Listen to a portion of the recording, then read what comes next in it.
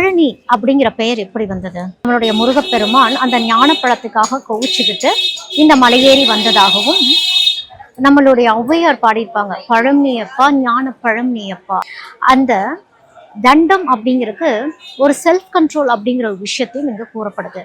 இங்க பழனிக்கு நீங்க வரும் பொழுது இந்த தண்டாயுதபாணி உங்களுக்குள்ள ஒரு ஆற்றலை கொடுத்து அனுப்புவாராம். அந்த கான்சியஸ்னஸ் அப்படின்னு நம்ம சொல்றோம் இல்லையா, அதுதான் அந்த சகசிரார சக்கரம் திறப்பு.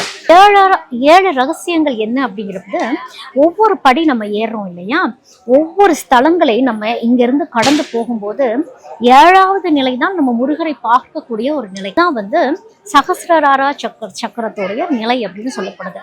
அப்ப மூலாதாரம் யாரு? மூலாதாரம் விநாயக பெருமான் தானே.